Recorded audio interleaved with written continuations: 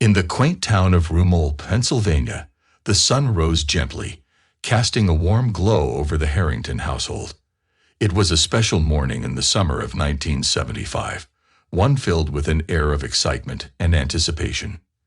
Inside the modest home, 8-year-old Gretchen Harrington was a whirlwind of energy, her bright eyes reflecting the sunshine that streamed through the windows. Gretchen, with her light brown hair tied back in a neat ponytail, clutched her well-worn Bible close to her chest.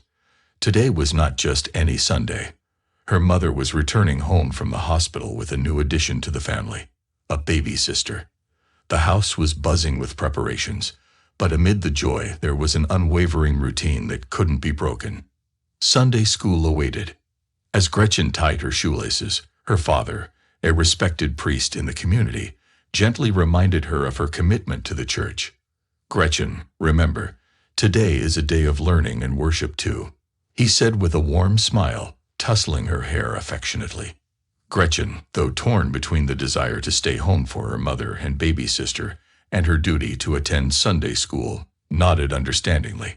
She was a bright child, always eager to learn and excel in her classes.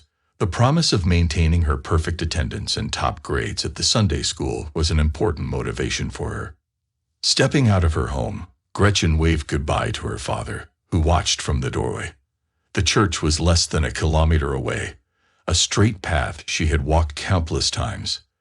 The familiarity of the route, combined with the safety of their small town, reassured her father as he saw her off. Little did he know, this ordinary Sunday morning would soon turn into an unfathomable mystery that would haunt the town for decades. As Gretchen walked down the leafy streets of Rumol, the quietness of the morning was her only companion. Her thoughts were a mix of excitement about her new sister and the lessons that awaited her at the church. But as the minutes ticked by, and the church's steeple came into view, something unforeseen and sinister lurked in the shadows of this idyllic town, ready to change the course of the Harrington family's life forever. Unbeknownst to Gretchen, this short walk to church would be her last, and the mystery of her disappearance would become a tale whispered in the streets of Rumol for years to come. As the church bell tolled, marking the beginning of the Sunday service, a sense of unease crept into the heart of Father Harrington. His daughter, Gretchen, known for her punctuality and devotion, had not arrived. The quaint streets of Rumol, usually a picture of serenity, suddenly seemed ominous. Meanwhile, at the Harrington home, the joy of the new baby's arrival was overshadowed by a growing worry.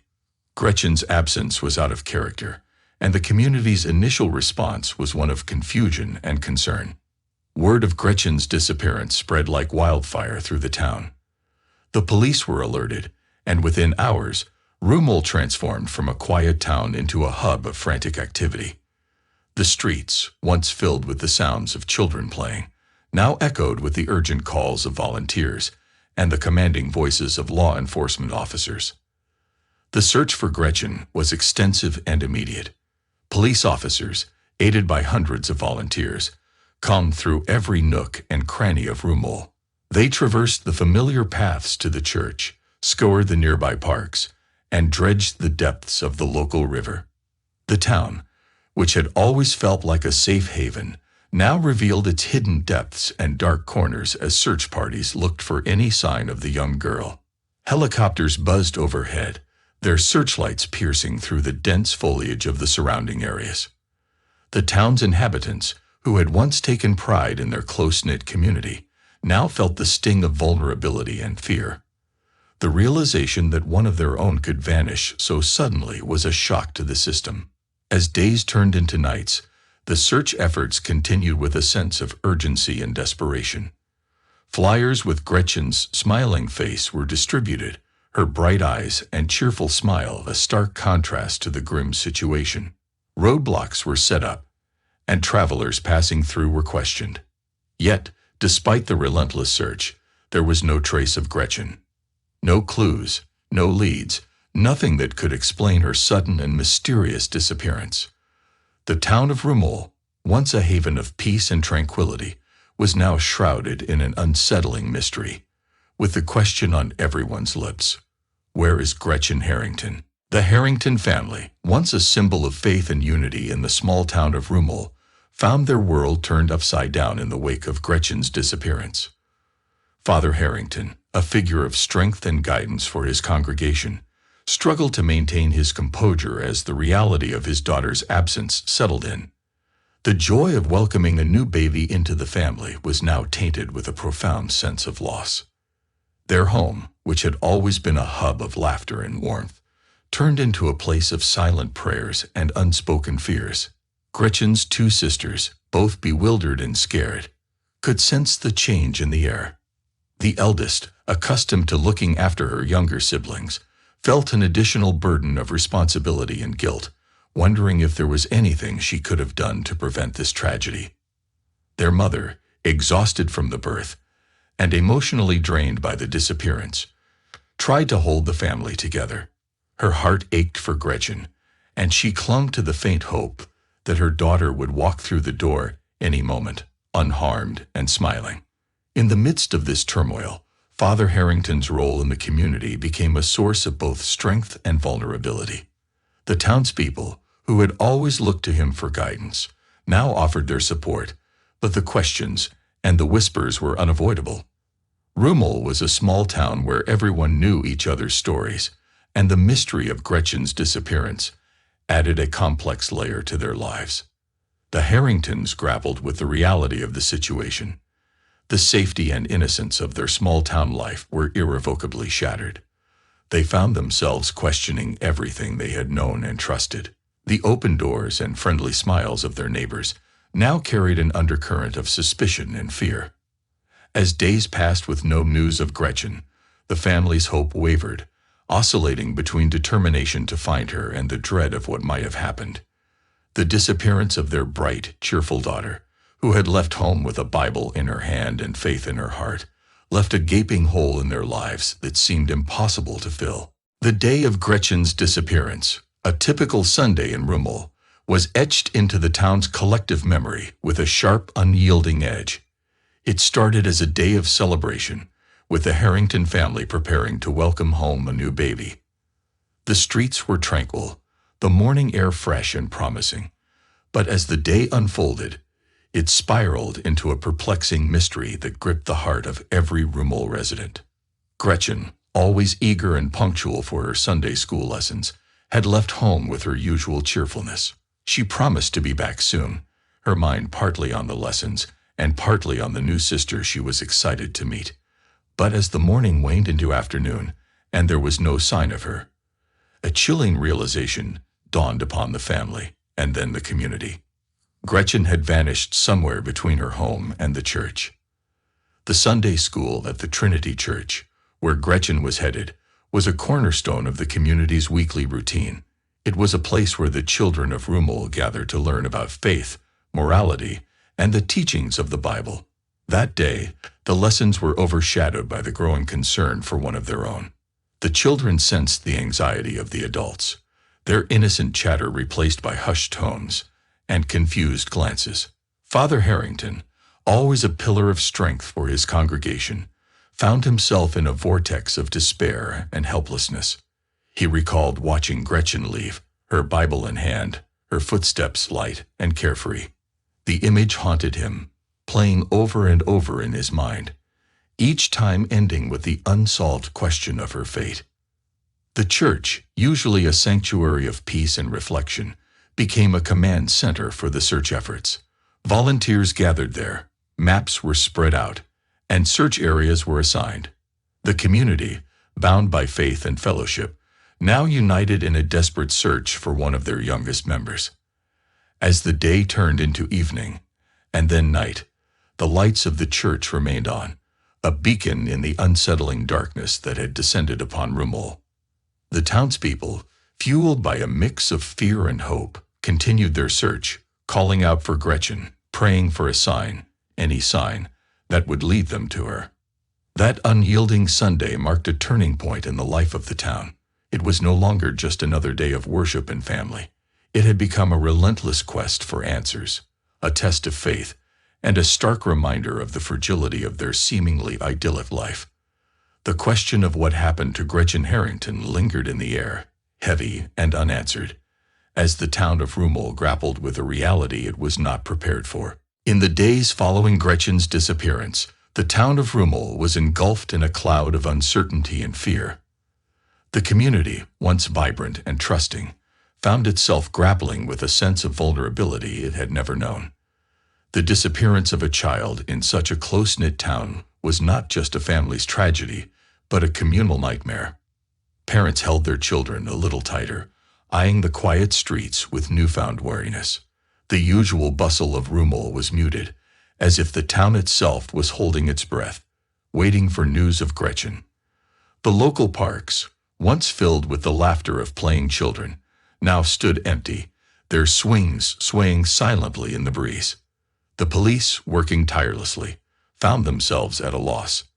Despite their efforts and the outpouring of support from the community, there were no leads, no clues, no trace of where Gretchen could be. The town's faith in the protective bubble they thought they lived in was shattered. Questions were asked with increasing urgency. How could a young girl vanish in broad daylight? Was there a predator amongst them? Was this an isolated incident, or were their children no longer safe? Volunteers who had joined the search efforts returned home each evening, their faces etched with the day's fatigue and disappointment. The Harringtons, who had always been at the heart of the community's social and spiritual life, now found themselves the subject of hushed conversations and sympathetic glances. In the midst of this turmoil, rumors and theories began to circulate.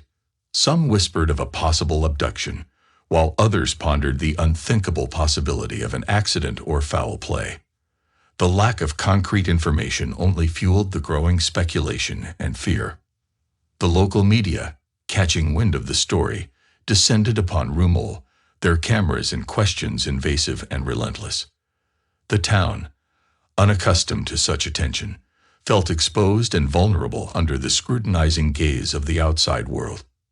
Amidst all this, the Harringtons faced their days and nights with a stoic bravery, even as their hope waned. The community rallied around them, offering support in any way they could. Meals were delivered, prayers were offered, and shoulders were given for them to lean on. But underneath this facade of normalcy, the town of Rumol was forever changed. The innocence and security they had all taken for granted were now overshadowed by the unsolved mystery of Gretchen's disappearance. A dark cloud hung over the town, and the once straightforward paths between homes, schools, and the church now seemed labyrinthine and ominous. The question of what happened to Gretchen remained unanswered, and with each passing day, the hope of finding her grew dimmer, leaving a palpable void in the heart of the Rumol community. As weeks turned into months with no sign of Gretchen Harrington, the town of Rumol found itself caught in a web of theories and growing fear. The mysterious disappearance of the young girl had transformed from a single family's grief to a communal haunting, with every household touched by the shadow of uncertainty. In coffee shops, at the grocery store, and during church gatherings, conversations inevitably turned to Gretchen. People speculated in hushed tones, each theory more unsettling than the last. Some residents believed she might have wandered off to explore and gotten lost, perhaps falling victim to a tragic accident. Others whispered about a more sinister possibility, abduction. The local river became a focal point of fear. Some townsfolk theorized that Gretchen might have slipped and drowned, her body swept away by the currents.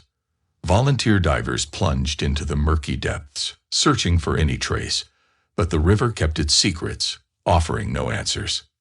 The most chilling theory, and the one that spread the most unease, was that of foul play.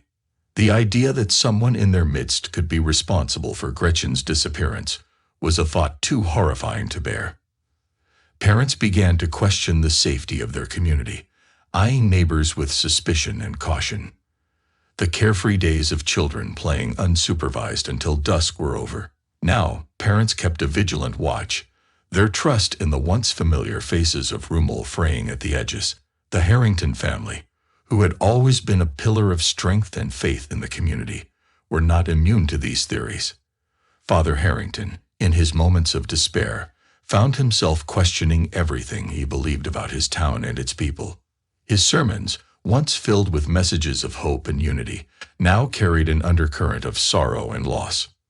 Meanwhile, the police continued their investigation, following every lead, no matter how faint.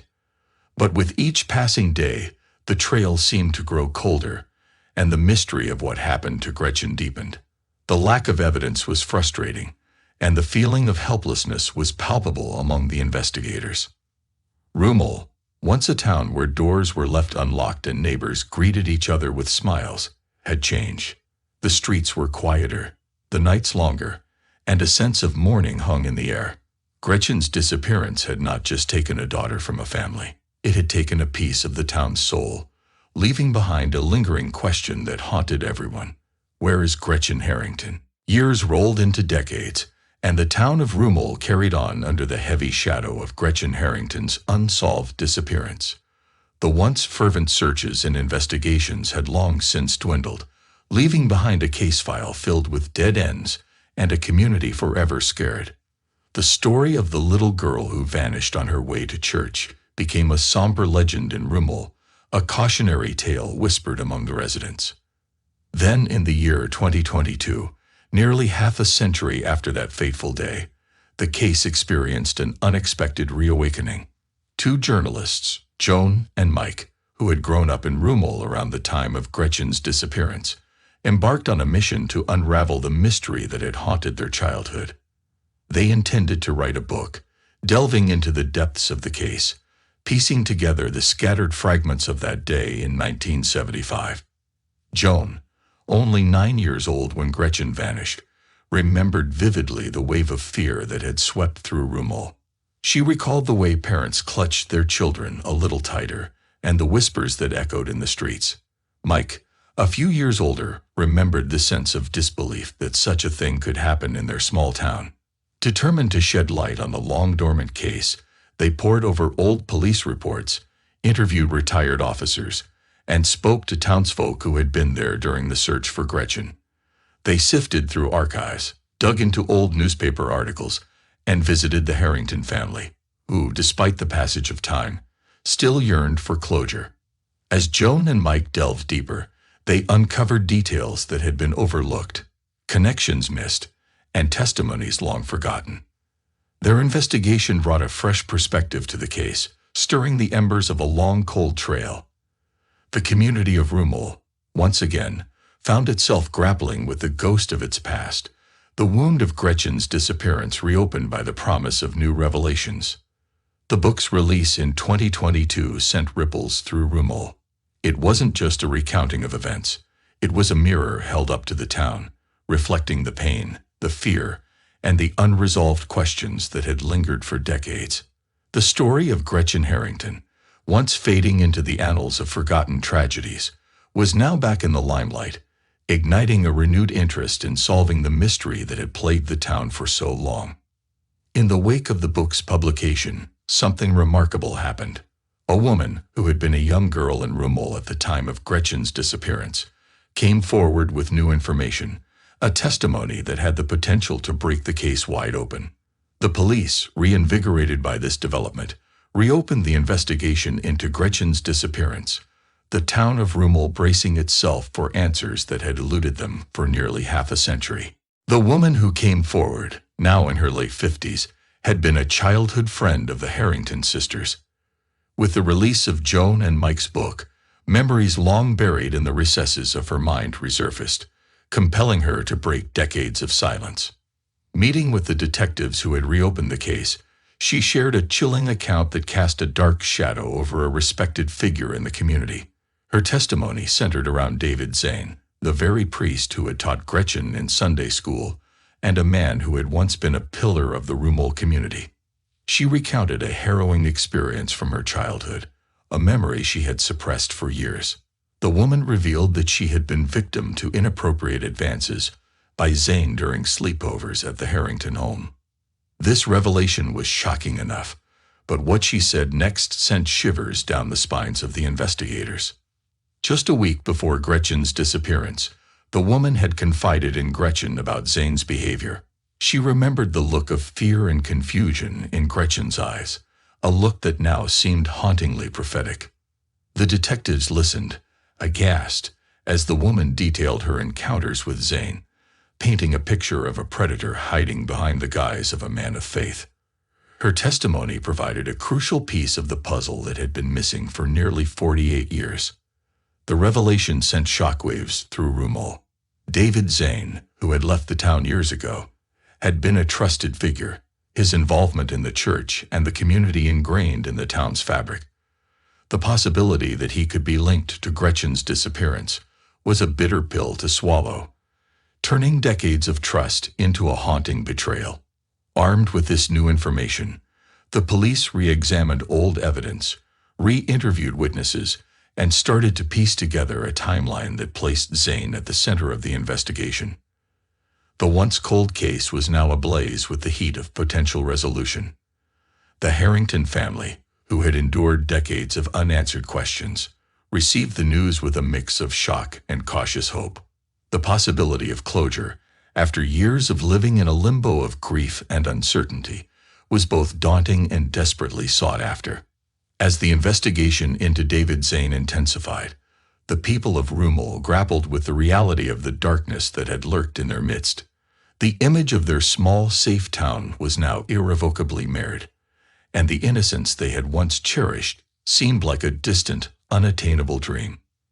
The mystery of Gretchen Harrington, which had loomed over Rumol for almost half a century, was on the verge of being solved, but the path to the truth was lined with pain, betrayal, and the shattering of long-held beliefs. The investigation led the detectives to a small, quiet town in Georgia, where David Zane, now an elderly man of 83, lived a life far removed from his past in Rumol. The police, armed with the testimony and reanalyzed evidence, approached Zane, a confrontation that was decades in the making. In the sterile setting of an interrogation room, the detectives laid out the case before Zane. Initially, he maintained his innocence, his demeanor that of a confused, frail old man. But as the evidence mounted and the walls of his carefully constructed facade began to crumble, the truth emerged in a chilling confession. Zane recounted the events of that fateful day in 1975, with a clarity that belied his years. He admitted to seeing Gretchen walking alone to church. Seizing the opportunity, he had lured her into his car under the pretext of giving her a ride. What transpired next was a tale of horror and betrayal. In a secluded area, Zane's intentions became sinister. Gretchen, realizing the danger, refused his advances and pleaded to go home. In a fit of rage, Zane assaulted her, leading to her tragic death. Overcome with panic, he disposed of her body in a remote location, a site that would remain undiscovered for years. Zane's confession revealed a monstrous side to a man who had once been a trusted member of the community. The detectives, although seasoned in their careers, were shaken by the coldness and the brutality of his actions. The confession not only solved the mystery of Gretchen's disappearance, but also exposed a hidden predator who had lived among them. Back in Rumol, the news of Zane's confession spread quickly. The town reeled from the revelation, the collective grief and anger palpable in the air. For the Harrington family, the confession brought a tumult of emotions.